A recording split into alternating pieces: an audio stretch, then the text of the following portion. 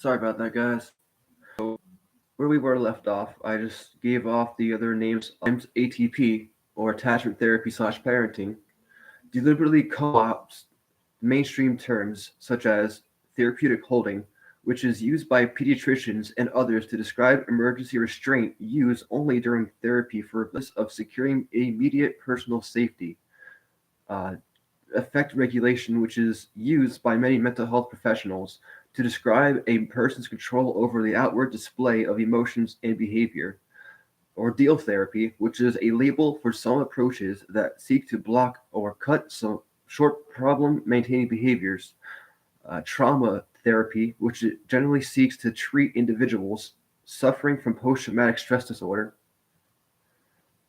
Uh, Hold on, let me get to the live chat here.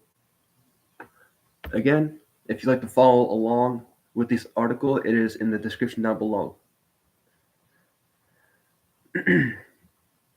Note may be taken that the list above does not include rebirthing or rebirthing therapy.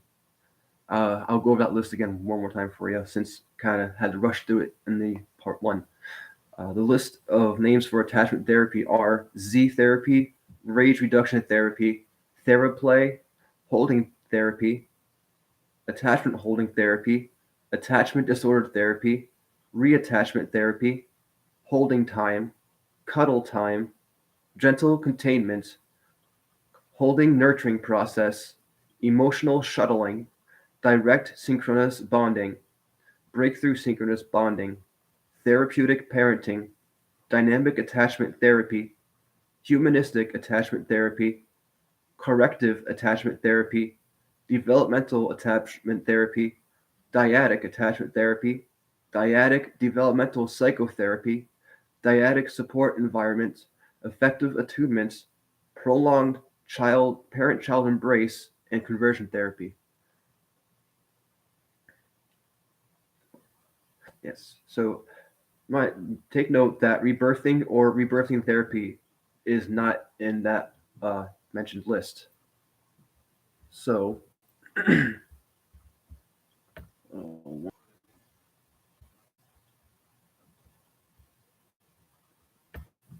we go. Others put on the procedure that Connell Watkins and Julie Ponder supposedly used to kill Kenneth Newmaker. Watkins and Ponder were trained in the approaches of Douglas Gosney, an attachment therapist practicing in California, who taught that reenactment of birth process might be a useful script for some holding sessions. That script he and others called rebirthing for short.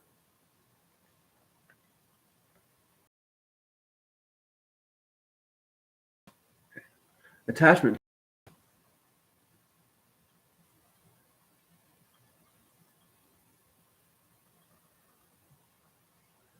Attachment therapy is not a precise term and, indeed, is not even a universally accepted term.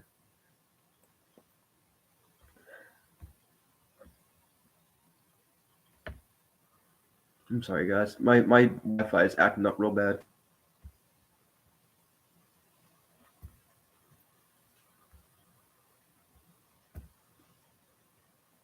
All right.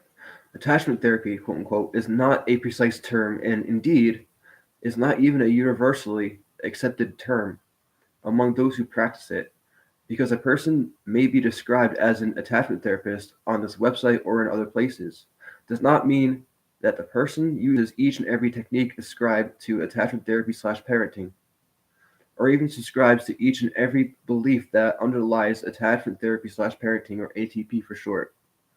But it would be a disservice to the public to try and engage in a discussion about those practices without trying to give some overall guidance as to what is being discussed. It is reasonable to accept that the reader can be discerning when trying to apply generalized statements to specific circumstances and individuals. For our purposes, we have identified several distinguishing characteristics, any one of which qualifies a practice to be called attachment therapy / parenting. Number 1. Practices, teaches, or recommends restraint or other violations of interpersonal boundaries for an allegedly therapeutic purpose.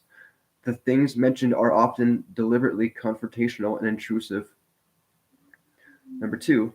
principally treats or is concerned with a condition of attachment disorder distinct from the DSM-recognized diagnosis of reactive attachment disorder, and assesses for that condition using unvalidated diagnostic tools or uses no tools at all for objective assessment.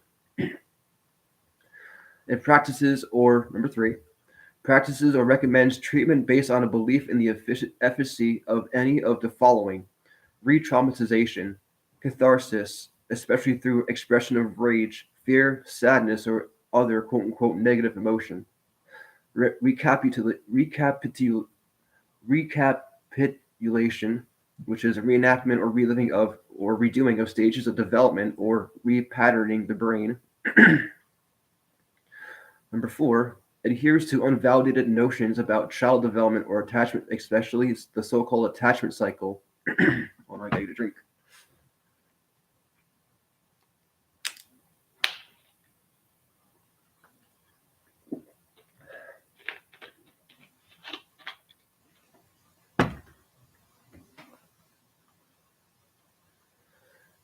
AKA bonding cycle, need cycle, rage cycle, soul cycle. Though reference may be made to the attachment theory, excuse me, pioneered by John Bowlby and Mary Ainsworth, attachment therapy shares very little with that empirical work and indeed runs counter to it in almost all important aspects and respects. Claims that attachment therapy practices are safe and efficacious, or efficacious, I don't know how to pronounce that word, efficacious, when there is a near complete lack of scientific support. Practices or teaches harsh parenting and respite methods based principally upon combinations of deprivation, isolation, or humiliation for the child. Uncritically recommends materials such as websites, books, videos, lectures, and conference presentations which do any of the above. So attachment disorder. ATP, or attachment therapy / parenting, purports to treat children who are thought to be unable to attach to their present caregiver, often an adoptive mother. Again, mind you guys, this therapy treatment and everything about this is solely used for foster kids and foster parents, and my biological mother uses on me. So, yeah. And she did this so that I would no longer want to be with my dad and love my dad, so that I can be with her and love her more, and all that. Like, that's some sick shit. Advocates believe that disruption of the quote-unquote need cycle in infancy is responsible for chemical changes in the brain and for the child's inability to show affection to his present caregiver. I didn't show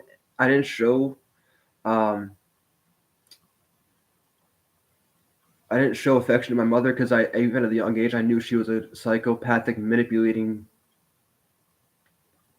You get the picture. I knew she was. I knew who she was. I seen through her. I didn't want none part of it, and she knew that. So this was her way of trying to control me and brainwash me to only wanting to be with her instead of being with my dad as growing up. Yeah. Attachment disorder also purportedly leads to a child to being unable to trust, to feel pain, accept discipline, develop cause and effect thinking, demonstrate self-control, have a conscience, or accept responsibility for one's own actions. And right there is my proof, my underlying golden proof right there, that every single bad thing, negative thing I have ever done or will ever do, I will not be held responsible, nor am I holding myself accountable for, because if my mom didn't do this crap to me, I wouldn't have been this. My head would be so fucked up. None of those negative things or actions or anything like that would have happened. So my hands are clean.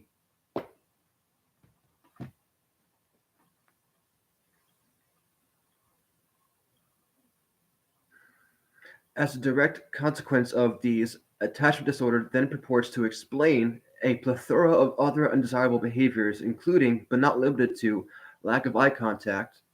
That's why if anyone knows me or has bumped into me on the outside and whatnot, even in my videos, for crying out loud, I don't like looking at the camera.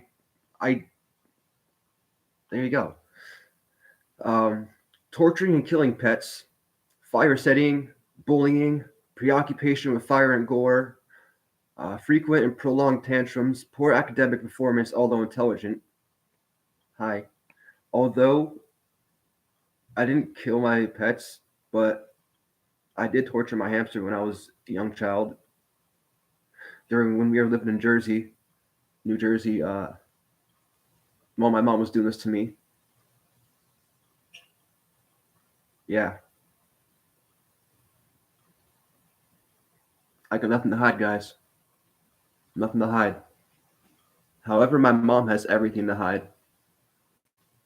She has no ground to stand on, while I have the high ground.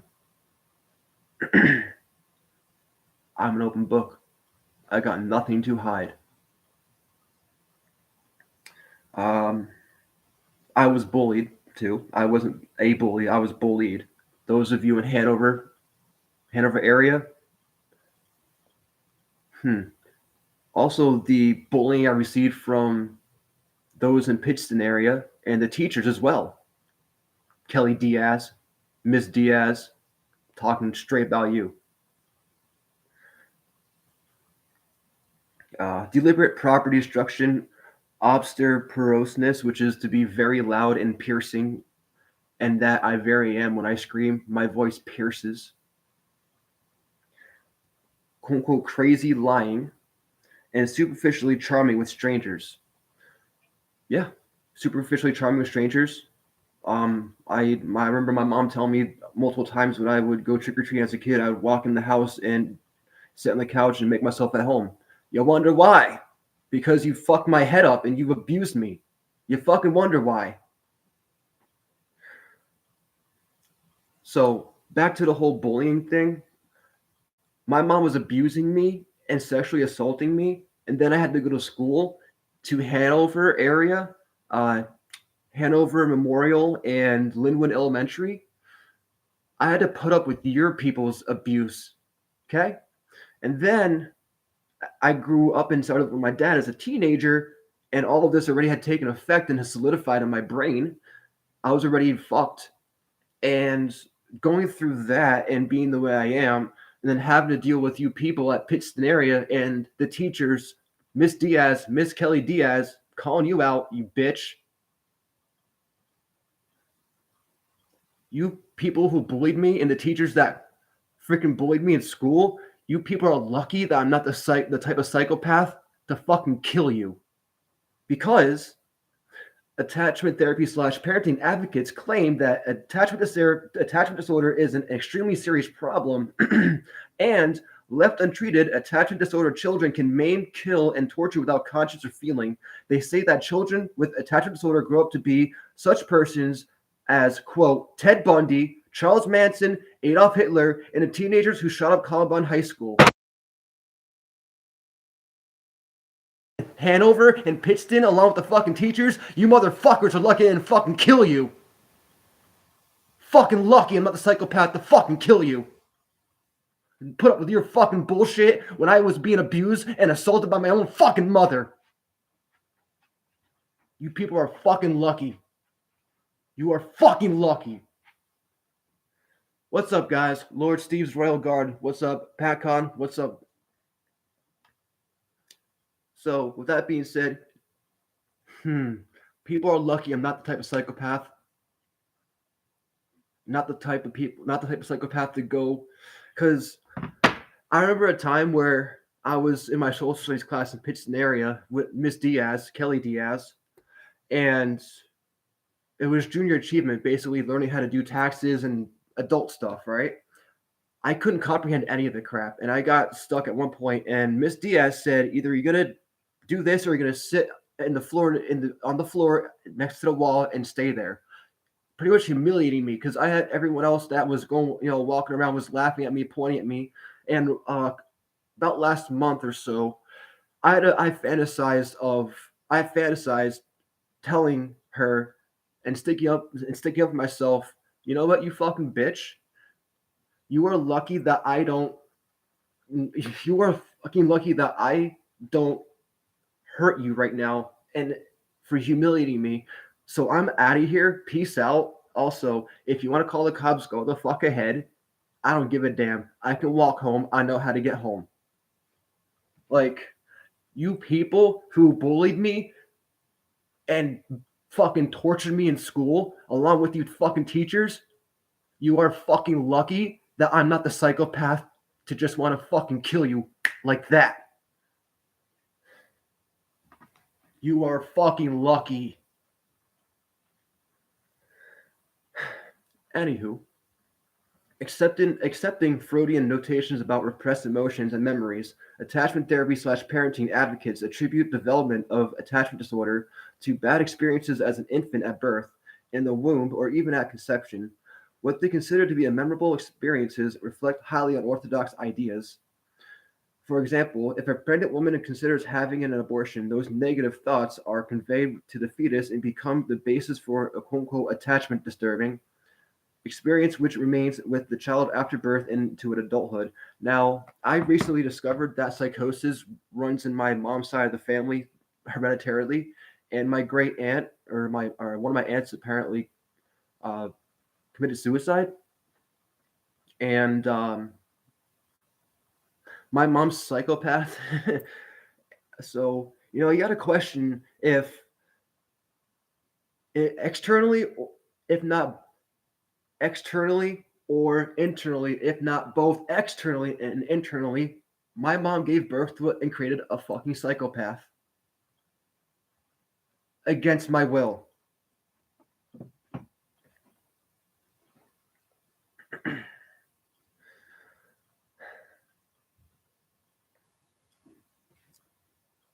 And during the slides, you may see me smoke weed for the first time on this channel because I have a separate channel for stoner stuff and cannabis stuff called Many Muchies and More. But every single time I read this article, I get CPTSD flashbacks of literally everything. So, just let you warning. And here's the thing.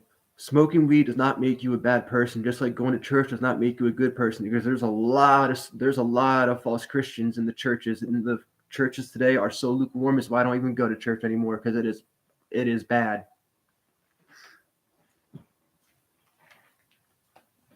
Where'd my lighter go? Son of a gun. Oh wait, there it is. I found it.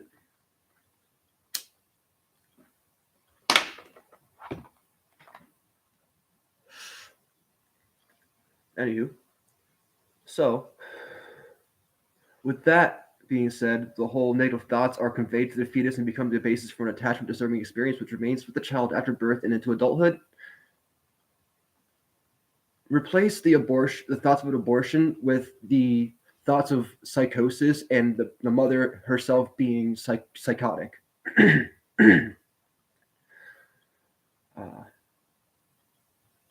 The trauma of being born is supposedly another attachment-threatening experience.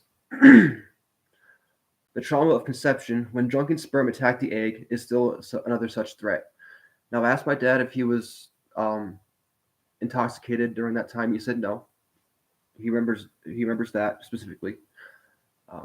Just to put this out there, I do not hold my dad accountable for any of this. My dad did the best he could, and I love him for it. And he's still a damn good father. Because my mom used me as a pawn against him my whole childhood.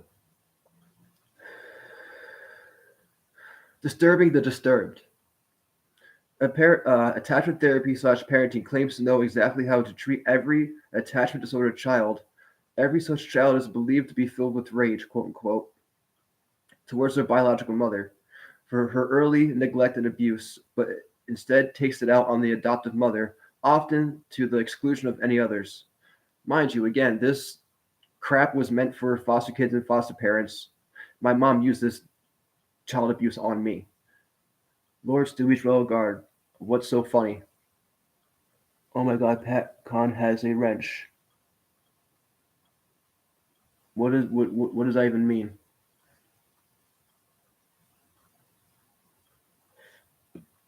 Why is that funny?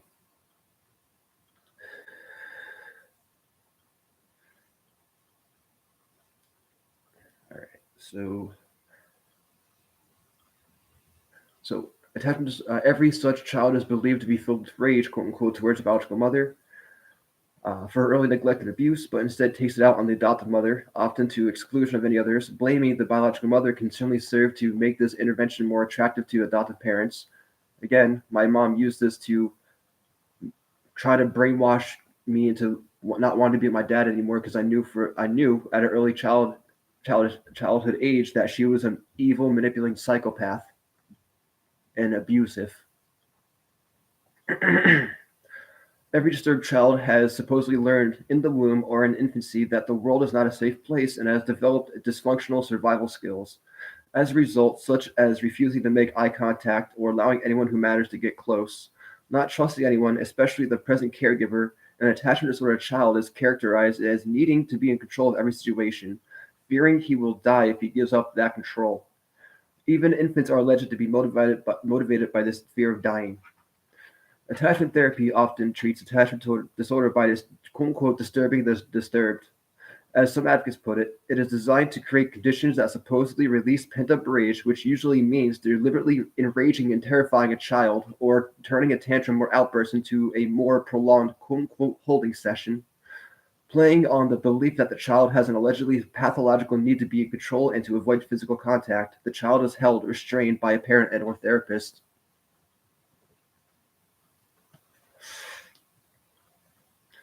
The process predicted by attachment therapy goes as follows.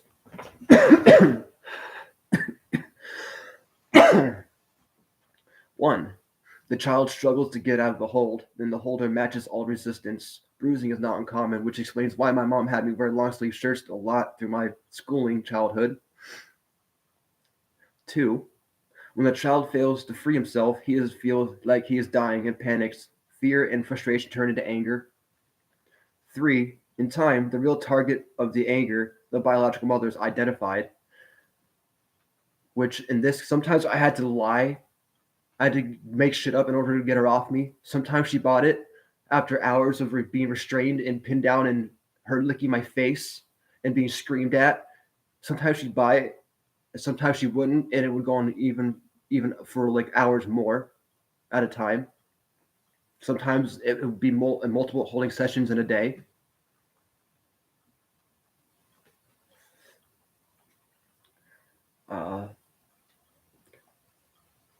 Next, the child, quote unquote, gets out the anger, a popular but mistaken notion. You don't say. Next, after hours of struggle, the exhausted child is thought to have regressed into an infantile state, then hugs, rocking, eye contact, swaddling, and feeding with a baby bottle are employed to provide needed nurturing. The baby bottle thing never happened, but everything else did. And again, I had to make shit up in order just for her to stop. Sometimes she didn't buy it. Sometimes she didn't believe it, and it still continued.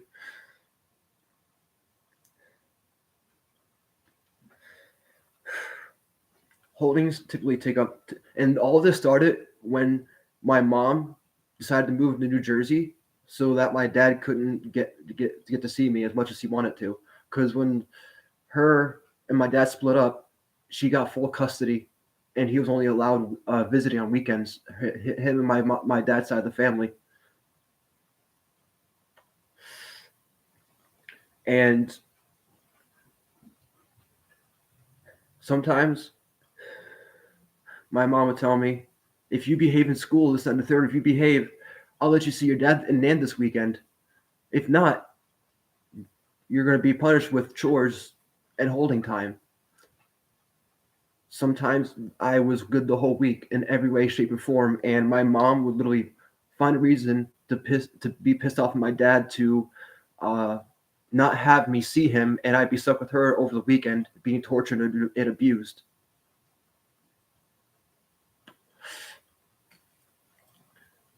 Now, when I was little, second grade, first grade, and whatnot in kindergarten, my only source of freedom was going to school.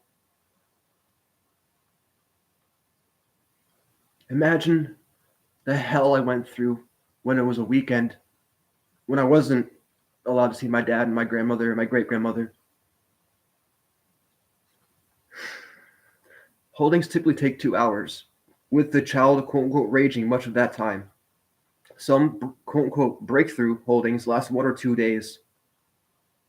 Imagine a weekend. Many holdings are typically required before a child is thought to make a real progress, and parents are typically warned that the child's behavior will likely get worse before it gets better. Well, no shit.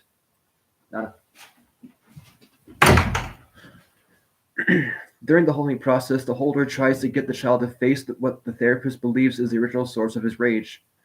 I use the excuse of my mom and my dad splitting up so she would stop, and she wouldn't, so I had to make other stuff up, when in reality, she was the reason why I didn't want to be near her, and she couldn't accept that.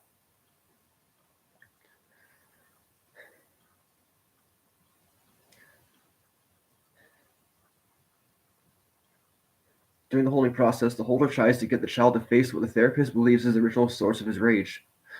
To do this, the holder yells at the child, just inches from his face, and when it wasn't the therapist, it was my mother. The child is told what to think and what to believe. There's the brainwashing mind control stuff, and often to repeat it back over and over, also by yelling. Sometimes the therapist engages in emotional shuttling, where the therapist or my mother alternates yelling with soft, soothing speech to keep the child off balance and uncertain. Though some claim it is used to train the child to handle his emotions, the child is required to maintain eye contact with the holder at all times. If the child refuses eye contact, the holder roughly grabs or squeezes the child's face to force it, or literally holds my eyes open like this. All of this is often in an environment of loss or separation for the child, who has been isolated from family and familiar surroundings. I was being isolated from my father, my great-grandmother, as well as the rest of his side of my family, by my mother. The therapist's threats to make the isolation permanent, or in this case my mother's, are completely believable to the child in the circumstances. Panic and despair, helplessness and hopelessness are the targeted emotions to bring out in said child. Attachment therapy has thus been defined by some experts as trauma bonding, as in the Stockholm Syndrome. This basically is, this shit literally creates Stockholm Syndrome. It's this, yeah. And it explains why every single time I try to write my mother off, something inside me can't help but to have her come back in my life, but that's done. That's over. That is over. I haven't spoken to my mom since, I can't tell you how long, 2 months, since let's see, yeah, before 2023, so December. And then 2023, I found all this out, literally the first day of 2023, or second.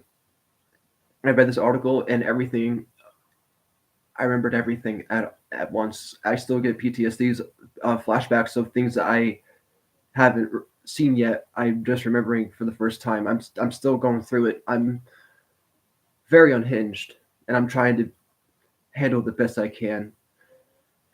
But you know what? Half of me doesn't want to anymore.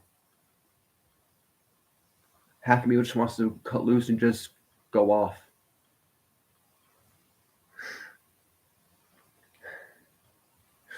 Quote, you can use a cattle prod and get the same thing. And if you're telling me it works in the kid minds, that's not impressive, says longtime attachment therapist critic Beverly James, LCSW. A trauma bond is made by a captive with the tormentor. In this case, I'm the captive, my mother's the tormentor. In case of the attachment therapy, this would be the child with the holder, therapist, attachment parenting specialist, or the mother. If a quote-unquote breakthrough occurs when the therapist or parenting specialist is doing the holding, the child will form a trauma bond to the therapist, or in this case, my mother. This is apparently counterproductive, since the stated objective of attachment therapy is to achieve attachment with the caregivers, almost always by the mother. But attachment theorists explain away this troublesome outcome by claiming that the child's attachment is routinely transferable from the therapist specialist to the mother. Reparenting. After a quote-unquote successful holding session, a child is supposed to be ready to accept affection from his mother after being tortured for hours upon end and sexually assaulted for hours upon end, and her authority over him. The now passive child is treated as an infant, sometimes swaddled and fed with the baby bottle. Again, the baby bottle never happened, but everything else did, and spoken to as if a baby needing reassurance. Bottle feeding is done with all ages of children, even teens. Like I said, the bottle feed never happened, but everything else did. The child is expected to gaze long and lovingly into his mother's eyes, following Jungian ideas about regression. He is at this time thought by therapists to be quote unquote redoing the initial stage of attachment, or at least attachment therapy / parenting's idea of it.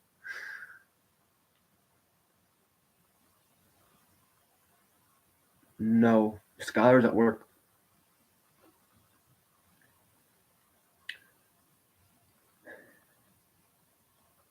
Like it's expected that the child is supposed to be accepting of quote unquote mother. In my case, I was supposed to accept what my mother did to me and accept it as normal and love her after she just abused and sexually assaulted me. Therapeutic parenting. Attachment therapy / parenting is a total immersion experience for children. After enduring attachment therapy sessions, children are subjected to its harsh parenting methods while at home, while staying with the respite workers, or when living in therapeutic foster parents.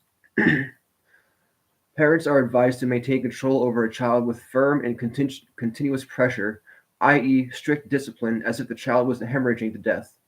When a child is enduring more holding therapy at home, many additional quote unquote parenting techniques are used to show the child that his mother is in complete control. Again, my mother had complete control of everything, either her way or no way, even with literally with everybody, not just me. 1. Isolation. An objective to have a child's only contact be his mother until he has sufficiently formed a primary attachment with her, isolating me from my dad and his side of the family. Commonly, a child is kept away from siblings and friends and out of school for long vacations. Education, by the way, is considered a privilege that must be earned and not a right. And I'll give you an example of that. When I graduated high school in 2014, a couple of maybe halfway, 6 months before, my mom introduced me to the Dave School. This stands for the Digital Animation and Video Effects School, literally in the back lot of Universal Studios. And she knew that was my dream, since I found the missing puzzle in my senior year when I started doing 3D animation and modeling for one of my classes. I instantly fell in love with it. She proposed me this idea and said that they don't accept student loans or student grants, so I can't go. Then after she framed me by cutting her hand open and told the cops I did it, and that caused me to go to Camden County Prison for 3 days. After I came back home back in 2015-ish, after I got saved on December 15, 2015, something told me to call the Dave School to see if they accept, see what's up. I asked if they were accepting grants or loans, and they said, yeah, we've been accepting student grants and loans and all that stuff since 2013. My mom lied to me and destroyed my chance of achieving my dreams and goals, because education, by the way, is considered a privilege that must be earned, not a right. My mother's a fucking psychopathic piece of shit.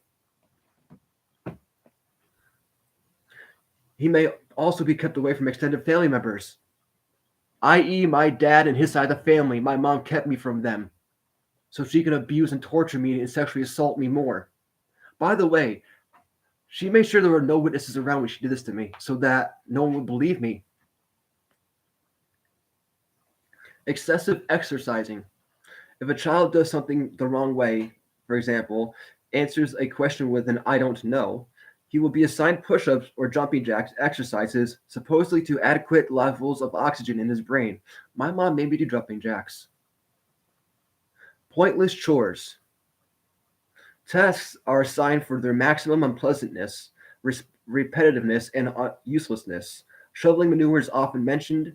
Adult survivors describe having to wash every dish in the kitchen if a spot is found on a single glass.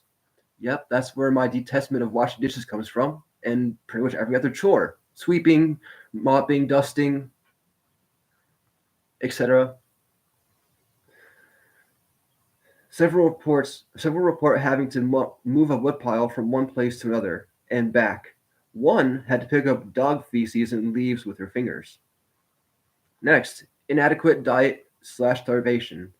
Many children are maintained on peanut butter, sandwiches, or cold oatmeal for weeks or months at a time. One attachment therapy/parenting specialist recommended soup kitchen food, something the child should be told he'll need to get accustomed to. Ingestion of sugar, considered a bonding food, is strictly controlled and dispensed not as a reward but as a control mechanism. There's countless times where I was grounded from having candy and potato chips and snacks. Um, I remember being grown up as a teenager, living with my mom through high school. If I was hungry, I was not allowed to eat. However, my sister was allowed to eat anything she wanted, and I wasn't allowed to eat anything unless I bought it with my money when I didn't have a job at the time. Next, restricted environment. A child's bedroom is kept mostly bare, with locks or alarms on the door and windows. One survivor claims several attachment therapy/parenting establishments in Colorado have screen rooms in their basement, locked windowless rooms with no toilet, where children may spend days or weeks locked away in isolation. My mom has had me put in institutions, long stay institutions with rooms like this that are not psychiatric hospitals.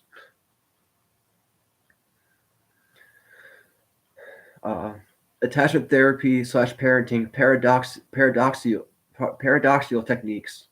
Parents are supposed to act unpredictably and irrationally with the child in order to keep him, quote, off balance. For example, unable to manipulate situations.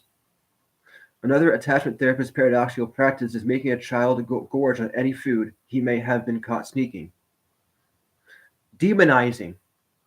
This is where religion comes into play. My mom was raised Catholic.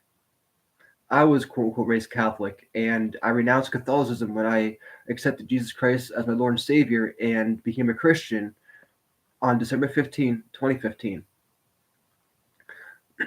Children are belittled and taunted outside of therapy, since much, if not all, of a child's behavior is suspected of stemming from evil motives or being cunningly manipulative. Even good behavior by a child is frequently dismissed. Complaints of ill health are deliberately ignored as mere attention-getting. If I didn't have a fever or I wasn't throwing up, my mom forced me to go to school if I didn't have a fever or I wasn't throwing up. Indeed, some children have gone without needed medical attention for serious conditions until they became emancipated at age 18. Children treated this way are believed to be insensitive to pain, while supersensitive to light touch. They supposedly injure themselves so that abuse charges might come against their caregivers. A leading attachment therapist, parenting specialist, claims that she doesn't allow attachment disordered children to pray because she can't be sure who they are praying to, implying satanic affiliation on the part of the child. Which reminds me, my mother wouldn't let me pray. My mom said I can only pray when I'm talking to a priest.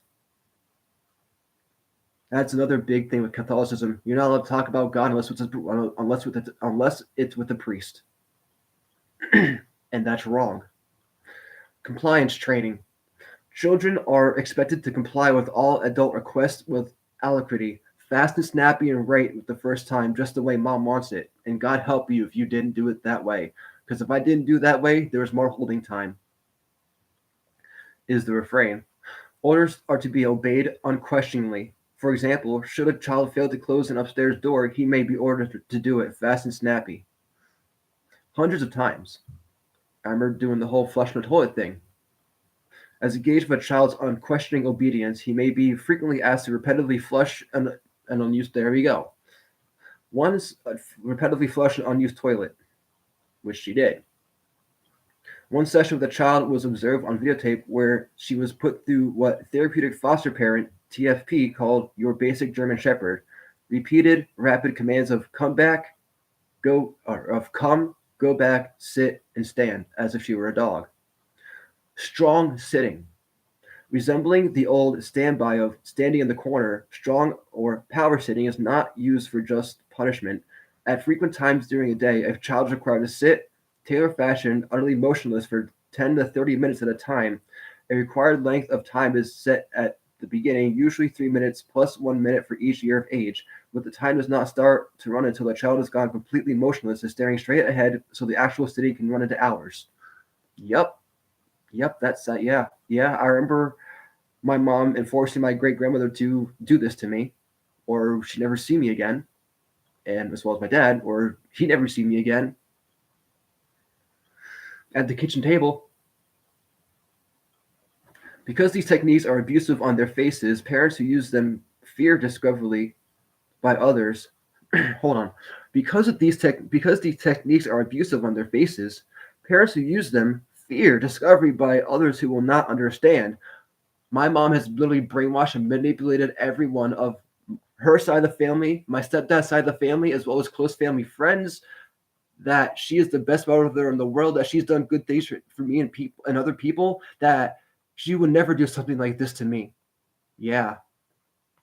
She has all you fucking wrapped around her fucking finger. You are fucking fools. Because she made sure there was no one around when she did this shit to me. Talking about you, Aunt Caroline. You believe your best friend, right? Your best friend is a sick fuck. Not me.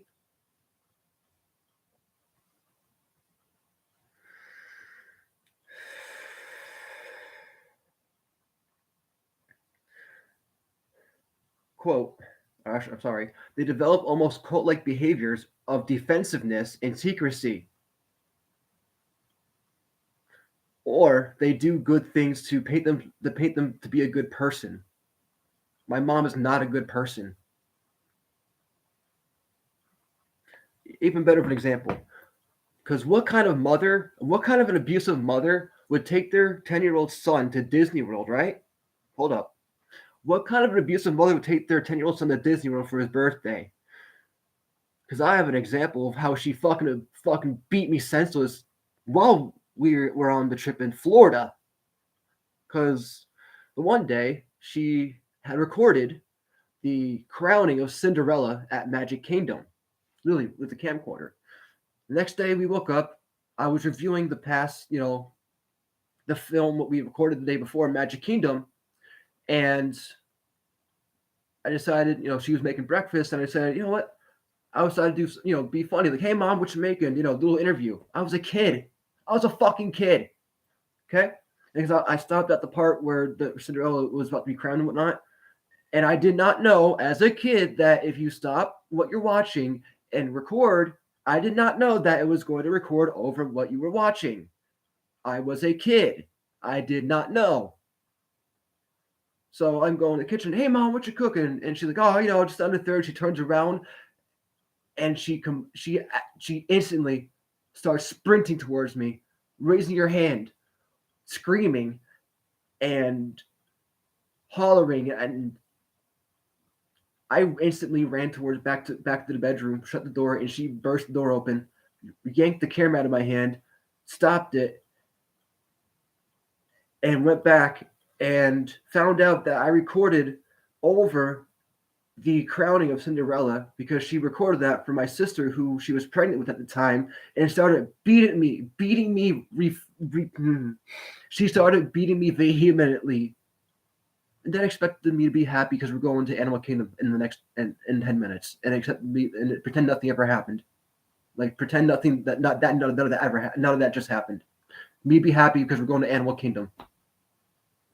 But what kind of good mother what kind of a abusive mother would take their son to Disney World, right? Yeah, my mom's such a good fucking person. Has you morons fucking wrapped around her fucking finger.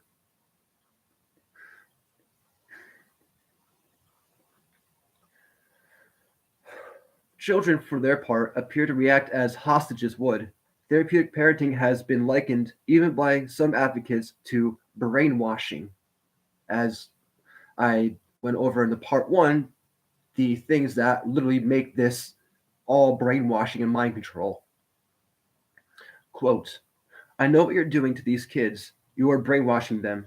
Foster Cline, an early leader of the attachment therapy movement, told Robert Zaslow, the inventor of Z therapy, back in the 1970s, to which Zaslow responded by putting an arm around Cline and telling him, Foster, quotes, these kids' brains need to be washed. Cline agreed that, quote, their thinking was massively cleaner when he, Zaslow, was finished with them, unquote. Children subjected to therapeutic parenting often grab at emancipation as soon as possible. I ran away countless times. My mom put on an act and cried to the cops every single time they brought me back. I'm so happy you brought him back. And I'm like, damn it, I'm stuck again. Because I knew for a fact the cops wasn't going to believe me. Because my mom put on a whole crocodile tear act. Fucking psycho piece of shit. By that time, however, they are often poorly prepared for independent living. There is often no high school diploma, much less of a higher education. I'm lucky I graduated, even though my diploma has not benefited me in any way, shape, or form. So I burned it. I set it on fire. Lingering effects from the abuse they have endured, such as poor social skills and some medical problems. All my mental illnesses stemmed from what my mother did to me. And this is my fucking proof. As well as I should not be held accountable or held responsible for any bad or negative thing I have ever done or will do at all in my life. I am innocent. I don't care what the fuck you say. I'm innocent. And if my mom didn't do this shit to me, none of those bad things or negative things I would never done those negative or bad things.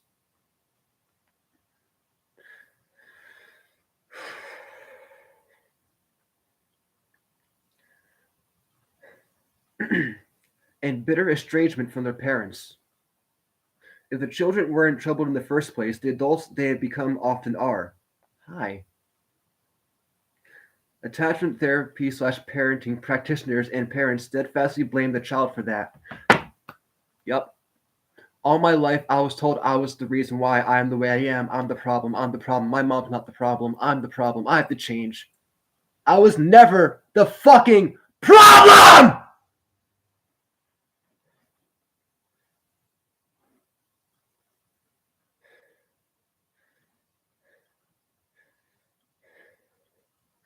Therapy goes on for years. Attachment therapy / parenting must be continued until successful. This is where the institutions I mentioned that were not psychiatric hospitals come into play. That I was staying at and I was told I can't go home.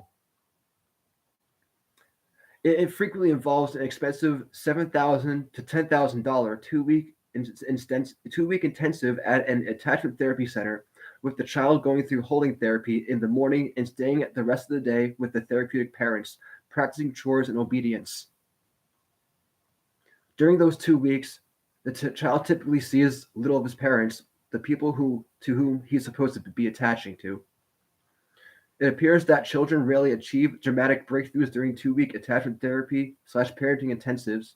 Few get to return home immediately afterwards, though parents are warned that their behavior may worsen for a while. You don't fucking say. Many, however, stay at the treatment center, living in allied therapeutic homes, quote unquote, for an average of 3 to 6 months. I believe it was 2 weeks. I don't remember, but I know I was put somewhere that wasn't home for 2 weeks. That wasn't a psychiatric hospital.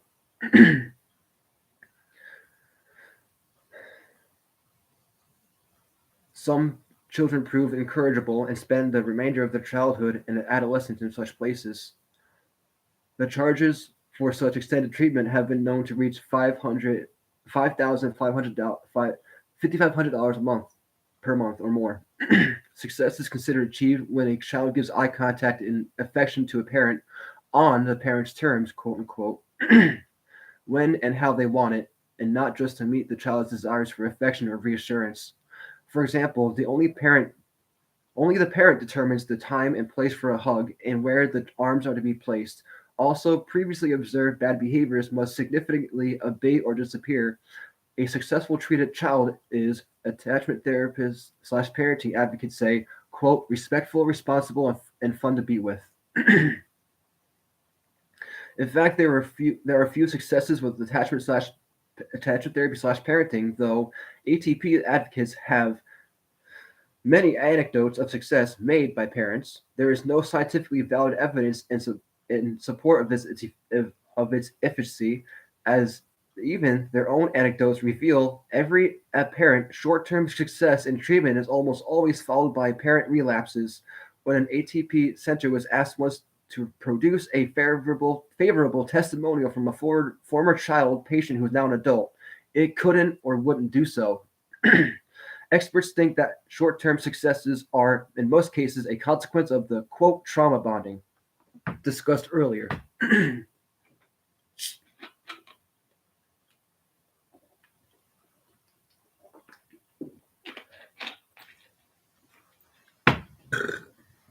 Excuse me. Trauma forms a dysfunctional bond at best, and also only a temporary one, hence the quote-unquote relapses. The cycle of success and relapse tends to keep a child perpetually in ATP if financially feasible.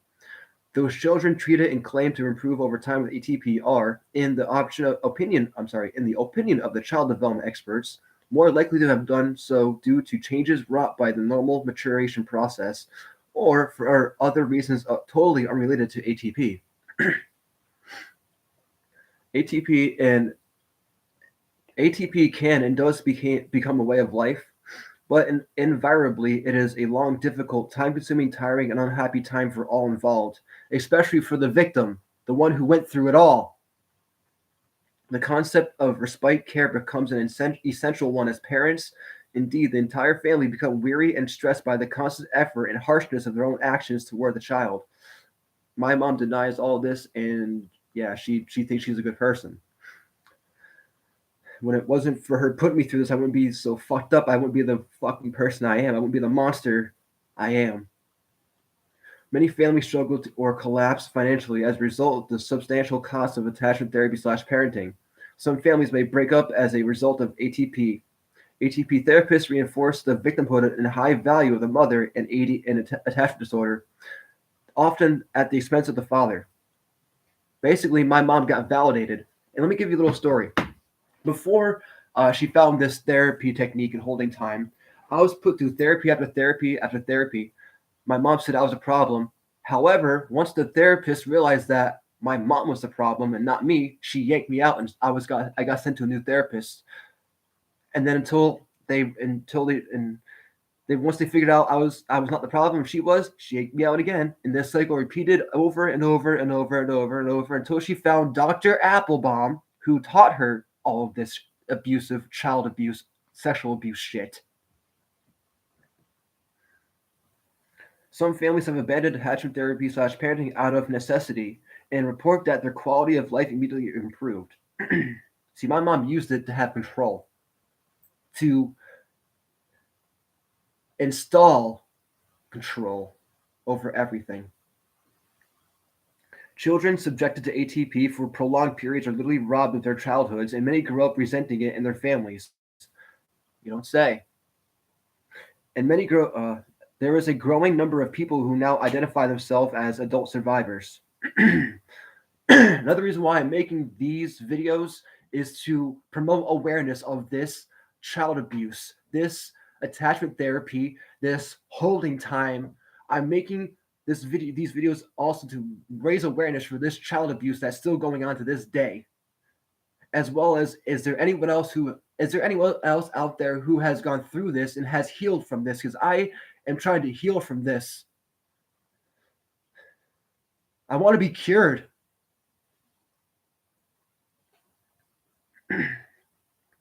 3 decades of unimpeded growth. Mind you, again, I believe, if I'm not mistaken, this article was written in 2005. It's now 2023. At the time written of this article, it's been going on for 30 years. At this time, it's now either a little over 50 years now. Attachment therapy / parenting, or ATP, has existed as a movement for over 30 years, though it has not exactly been underground in all that time. It has been spreading quietly. It is traceable mainly through book publications such as Holding Time, you see in the thumbnail, conference presentations, and lately the internet. Each of the leading proponents has tried to make his or her own mark on the progression of ideas in attachment therapy or set himself somewhat apart. But because the movement was never centralized, it was not until the late 1980s that an organized affiliation even arose. There was never an enforced orthodoxy among proponents or practitioners. Occasionally, they would even challenge each other. For example, therapy sessions with holdings done by a therapist versus by a parent. Nevertheless, their similarities appeared greater than their differences. They all appear to have a certain quote-unquote family resemblance, which involves confrontational and intrusive treatment of the child by the therapist, and or, in this case, both the therapist and my mother, Dr. Applebaum and my mother, to custodial parents or both. Treatment performed or recommended typically includes violations of interpersonal boundaries when involving some form of physical restraint with an alleged therapeutic purpose. The family tree of attachment therapy can be traced back to Wilhelm Reich, best known for orgone therapy, Jackie Schiff, transactional analysis and reparenting, and Robert Zaslow, Z therapy, in the 1970s. They were followed by Foster Cline, rage reduction, Martha Welch, holding time, Vera Thalberg, attachment holding therapy, and Anne Jernberg, Theraplay, in the 1980s.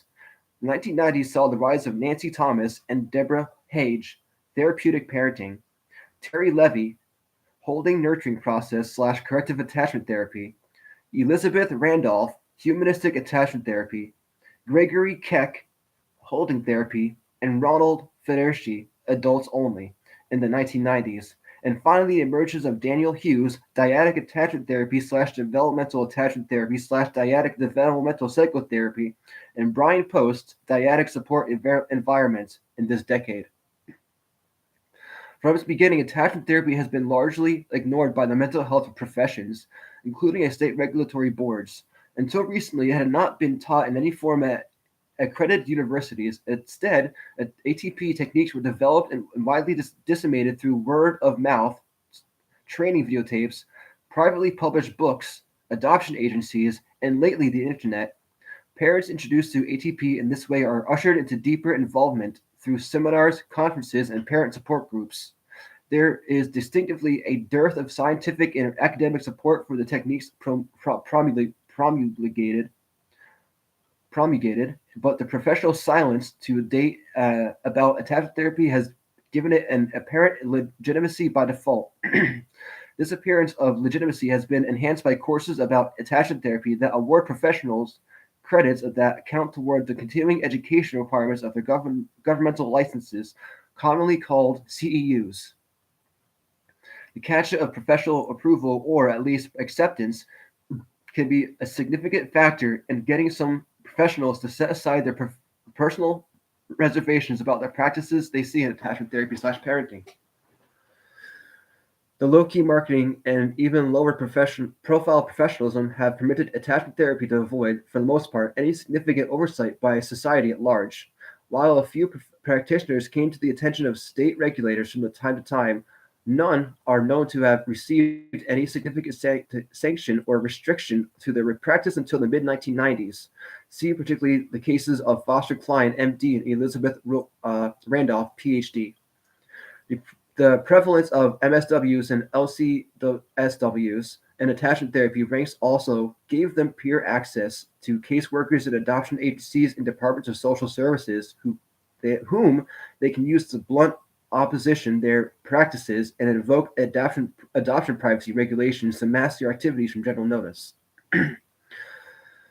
By 2002, there were hundreds of facilities openly practicing attachment therapy / parenting in the United States. These included residential treatment centers, the current name given to inpatient mental health facilities that are not considered psychiatric hospitals, private clinics, and solo practitioners. There were also an uncounted number of therapeutic foster homes which offered attachment therapy-related parenting practices, and similarly, undetermined number of child placement agencies specializing in putting children suspected of being at risk for attachment therapy into environments either as adoptions or foster care placements where they will receive attachment therapy / parenting. Finally, there are a number of quote-unquote tough love programs around the country that are not strictly attachment therapy slash parenting, but which treats children in recognizably similar ways.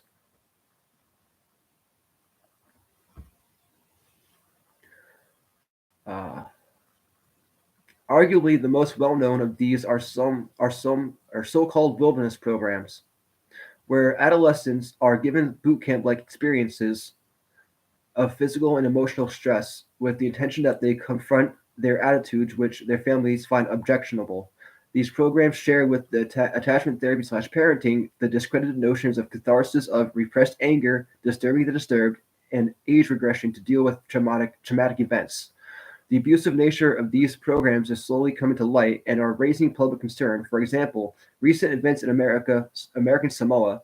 Until now, however, the unsophisticated acceptance of such programs by the general public, media, and even by the courts has given aid and comfort to attachment therapy slash parenting practitioners, and even sometimes facilitated their practices by referring patients. What that pretty much means, this type of a childhood abuse is legal and illegal at the same time. Yeah, it's legal but illegal at the same time because it's still going on. But look what today's day and age we're living in. Targeting parents. There can be little doubt that there are troubled children who are difficult to raise. Attachment therapy slash parenting is a custom designed to appeal to frustrated, disappointed parents of such children. Hello, mother who wants control and wants validation that she's not the problem and I'm the problem. It offers a single holistic explanation for all problematic behaviors and shifts any blame from the current caregivers. As an immediate consequence of that simplistic explanation, it also offers a single one-size-fits-all treatment. Overcome the child's inability to form a stable, loving relationship with his mother, and all other problems melt away. Part of the sales pitch for attachment therapy reassures suffering parents that they are not at fault for having a troubled youngster. The child, supposedly still under the influence of his abusive biological parents, is the real problem.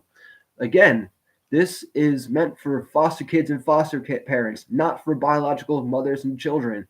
My mother did this so she can take control of me and brainwash me into not wanting to be with my dad and to only wanting to be with her and loving her only. It is fucking sick and disgusting, and it's brainwash and mind control, and it is fucking child abuse.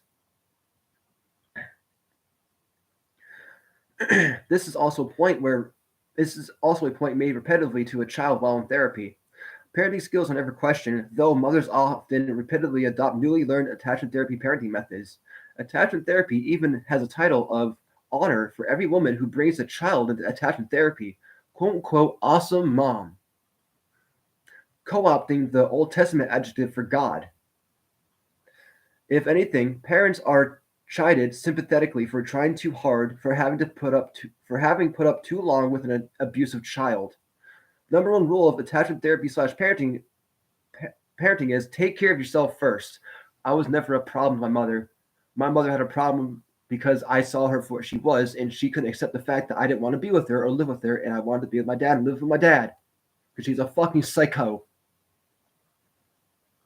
The child does not have to be too troubled in an obvious way, or even much vary at all, to be targeted for treatment with attachment therapy slash parenting.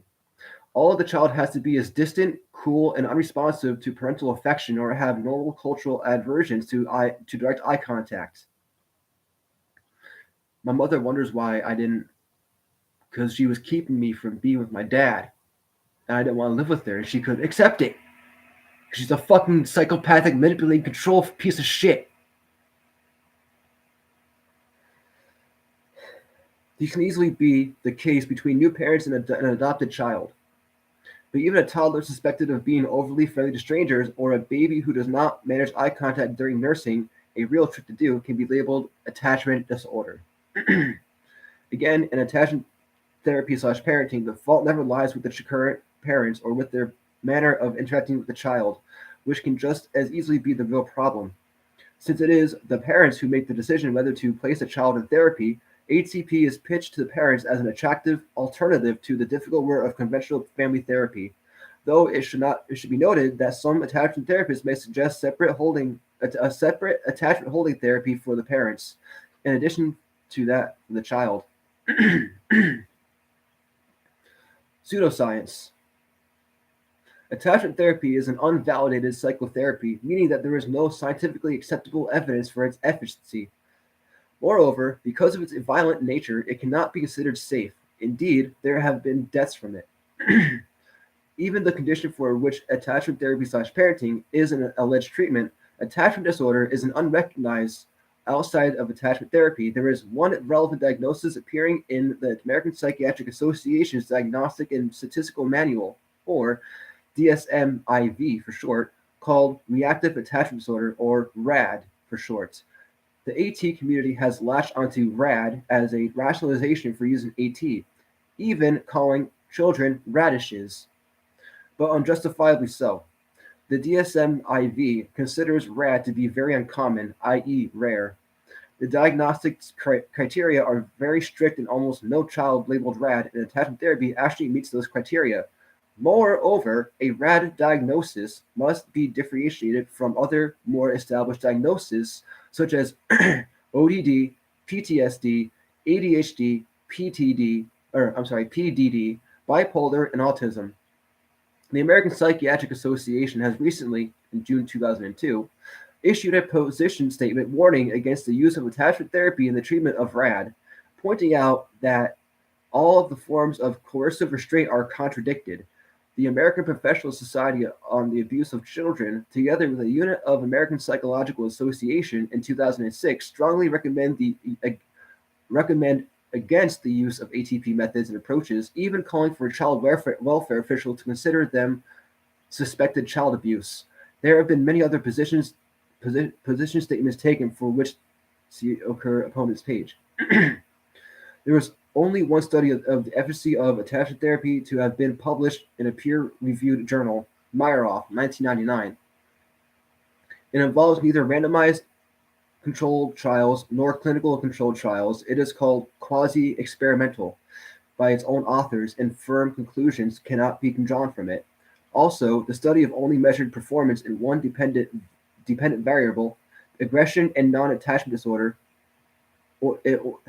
aggression and not attachment disorder, so it may even be a non sequitur to attachment therapy. There are only a few instruments to diagnose and quantify the severity of attachment disorder in children, none of them have been validated. First among them have been the Randolph Attachment Disorder Questionnaire, or RADQ, developed by Elizabeth Randolph, PhD, in the mid-1990s. Apparently about the same time or immediately after she had her psychology license revoked by the state of California. It consists of a questionnaire self-administered by parents as opposed to one evaluated by disinterested professionals. This is typical of the others as well. The RADQ was published and sold by a leading ATP center, the Attachment Center at Evergreen, despite representations to the contrary by many ATP proponents. The RADQ is unvalidated. There is no published research to establish that the instrument reliably identifies AD, i.e., has low rates of false positives and false negatives, much less to determine its sensitivity for quantifying the disorder's severity in a child. Without such validation, the instrument is utterly worthless for use at a clinical setting or in the research to the efficacy of AT modalities. Yet, the RADQ is extensively used by attachment therapists to diagnose AD and to show parents just how bad their child supposedly is or might become, and even if he needs to be institutionalized. Some therapists use it to show parents that their child has RAD, though the instrument is not purported to differentiate symptoms from those displayed by other disorders as required by the DSM-IV for a RAD diagnosis. The checklist type alternatives to RADQ are equally undiscriminating and unvalidated. APSAC reports. In 2006, a task force convened by the American Professional Society on the Abuse of Children issued the report on attachment therapy.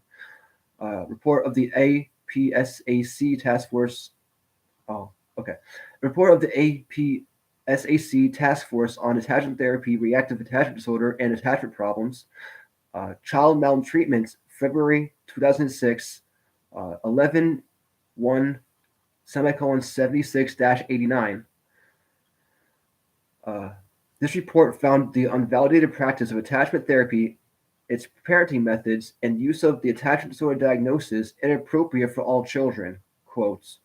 They further recommend that, this is all quoted, they further recommended that child welfare workers investigate these practices as suspected abuse. The American Psychological Association's Division on Child Maltreatment has adopted this report and its recommendations. It is our opinion that this report makes the practice of ATP very difficult to defend legally. Conclusions. With no recognized theoretical basis, no published research, and no validated instrument with which to do research, but with pretensions in the direction of science, ATP can at least be considered a pseudoscientific enterprise. Add to its pseudoscientific the fact that ED is not even a well-defined disorder as a differentiable diagnosis. The clinical practice of ATP qualifies for the label of quackery. In mental health practice, as in medicine, there are therapies whose safety and efficacy have become scientifically established. And then there's everything else. Practicing something that falls into, quote, everything else category is either fraudulent, like quackery, or experimental. The post-war trial of Nazi doctors established an internationally recognized code of conduct, known as the Nuremberg Code of Permissible Medical Experiments. It has been accepted in the United States that this code applies to mental health practices as well as medical. Moreover, it was established in 2001 with a Colorado jury in the criminal trial of Connell Watkins, an AT pioneer and practitioner, that attachment therapy violates at least 8 of the 10 principles laid down in Nuremberg Code. It is therefore not unfair to say that attachment therapy is either a fraudulent or a crime against humanity. The success of advocates in getting state and federal governments to pay for ATP directly or indirectly raises another wrinkle. The practices of ATP in general are mentally and physically torturous. Indeed, those techniques resembling brainwashing and using coercive restraint are intentionally recognized as torture. Along with having state workers, including judges, refer children for ATP, government payments mean that attachment therapy is literally state-sponsored torture. This means that the U.S. is in violation of the Convention Against Torture and other cruel, inhuman, or degrading treatment or punishments. The ATP arguably violates the rights of children and other international instruments as well. There is, of course, the non-binding Universal Declaration of Human Rights, passed by the United Nations General Assembly in 1948. There is also a Convention on the Rights of the Child, though, unlike the Convention Against Torture, it has not been ratified with the United States. Whether as pseudoscientific fraud, quackery, or crime against humanity, state-sponsored torture, or contrary to human rights and dignity, ATP is a heinous violation of children. It is no excuse that it may be done with loving intentions in an environment of caring. Some of the best love and care we can give children is protection from deliberate abuse. No child is deserving of harsh, irrational, undignified, painful treatment, especially by or at the direction of a therapist, or their mother or father or anyone. ATP is merely another name for child abuse. It robs children and parents alike of the pursuit of happiness, and that is their birthright.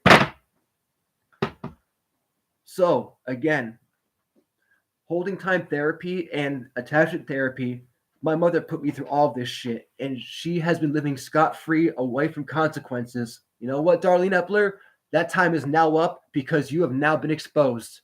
You will now reap what you sow. You made your fucking bed. Now you're gonna fucking lay in it. Also, I wanted to make these 2 videos so that I can raise awareness for this abuse and torture, so that if anyone else has gone through this in their childhood or is going through this right now, I want you to know you are not alone, and I will be praying for you. Also, if there is anyone out there who has healed from this, please contact me in any way, shape, or form, because I'm trying to heal from this. Thank you for watching. Have a great night, day, or morning. God bless.